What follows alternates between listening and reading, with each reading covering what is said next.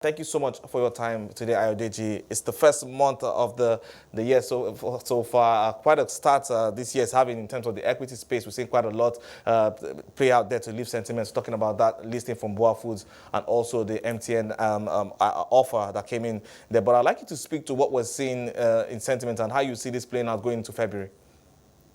Okay, thanks. It's been a very interesting start for the market, and um, even based on expectation, it surpassed expectation because we know this is a pre-election year. While we know that most looking at the market always rallies in the first two months of the year in view of results. And with some of the results that have been published, you spoke about the Bank results. They grew their profit by over 300%. We also see flour mills, Okomu oil by over 100%. And that has been shaping sentiment in the market. So, and it's been dousing that negative sentiment that investors were initially started with. And by and large, just to also note that the results that we're seeing now is the unaudited um, financials the of this company. So based on the SEC rule as well as the NSC rule, so companies have two options. The first option is to publish your unaudited account, which is also the management account, before the end of the first month of the new year. That's before the end of January, or and release your audited by the end of March, or you release your audited by the end of February. That means if you are not publishing your unaudited account now, by end of February, we should see your audited account. So that's part of what has informed some of the early releases that we are seeing. Though we don't expect significant deviation from the management account because it will send a very wrong signal to a company by the time we see the audited if the deviation is very significant because investors are already positioning based on this unaudited account. So by and large, it's been a very exciting time for the market. We feel going forward that based on if we see if the positive momentum in terms of scorecards is persist, that will drive prices up. However, investors should know that anyone coming into the market now should position for long term. This is going to be a very volatile year as we even as we position for the 2023 election. So the outlook is not really very interesting, but we believe that there will be opportunities for those that are looking at long-term investment. 2024 is where we all put our eyes when things would have stabilized, would have been able to establish who is in power and also its policies, which would drive sentiment and also help attract foreign investors into our markets. All right, but Adeji, let's take a deeper dive into the earnings we've seen so far. Let's start first with the banking space with ETI. Very impressive results there. But for you, what do you think are the key drivers there? Yes, looking at the breakdown, we saw that they grew their fees and commission, but that increased significantly. And there was also a reduction in that, similar reduction in impairment charges. That also bolstered the earnings. Also looking at income from trading, that's also very impressive. And believe that EcoBank had a rough 2020. So also looking at it on a base effect, that also helped them to bounce back significantly.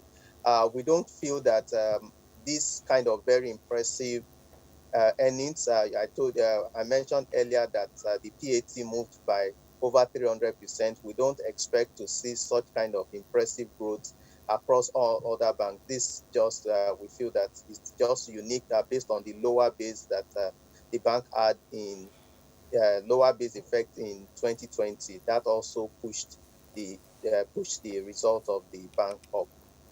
All right, but let's look at what we've seen play out in the consumer space. Quite interesting earnings there, looking at flour mills, Guinness, and Unilever.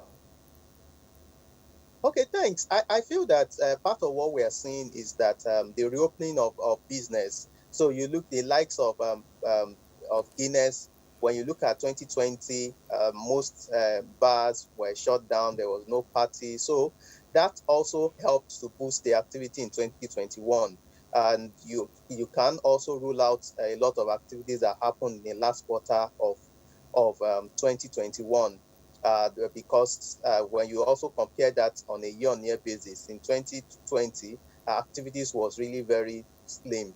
So we feel that yes, economy is picking up, demand is also improving despite rising prices, and we can say for a fact that economy is improving, but at least there's still a lot that needs to be done that for consumer wallets to be boosted. All right, but for retail investors looking at the Nigerian market now, how would you advise the position, especially in the first quarter? Okay, thanks. I would ask that investors that wants to, if you are trying to play very short in the market, which is not always recommended, you need to come in as soon as you can now, and before the end of March or April, you need to exit the market because there will be no booster for the market again. The earnings that we're seeing now is the major catalyst that is boosting activities in the market. And as we also approach election, we believe that there will be a lot of volatility. So in terms of strategy, you need to keep a lot of liquidity. There will be a lot of dips that will provide opportunities for long-term investors. So when you see those dips, you can buy in tranches, and no one knows where the bottom would be. But if you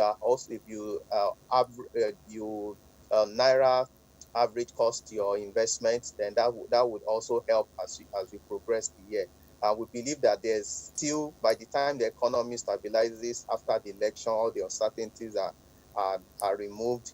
We believe that there's going to be very strong opportunity and return in the equities market. All right, talking about the economy and catalyst there, we're seeing that oil price rally continue to play out here. We're seeing that it's on track for a sixth weekly gain when markets close to the border. What's your take on what we're seeing playing out with oil prices here? Okay, very interesting when you look at the rise in oil prices. But unfortunately, Nigeria is not benefiting as much as it should. When you look at the data based on December, production was around 1.2 million barrels per day, which is a far cry from even the OPEC quota of an average of 1.4 million barrels per day. So we are not even maximizing that opportunity. When you also look at that vis-a-vis the projected 1.8 million barrels per day in the budget, it means that in terms of revenue, we are shortchanging ourselves. So a lot of effort needs to be put into increasing our production so that we can maximize that gap that we have, which would also boost the oil revenue and reduce the budget deficit. Based on estimates that in December alone, based on an average crude oil price of about $70 per barrel, we're losing about um, $32 million on a daily basis based on that shortage. So we all hands needs to be on deck to ensure that we're able to increase our production as much as we can within this very short period so that we can benefit from it. And looking at its impact, I don't feel that, yes, projection has been that crude oil price would average over $100 this year. But when you look at the impact on countries that have the regulated oil sector, it's really going to be telling, and it will impact on inflation. So the likes of US, I don't think they will be too comfortable to continue to have it at that high level. And they may also want to persuade the OPEC Plus to review its quota so that prices can adjust, so that in terms of inflation across the developed economies All is right, not definitely. can really be moderated. Thank you.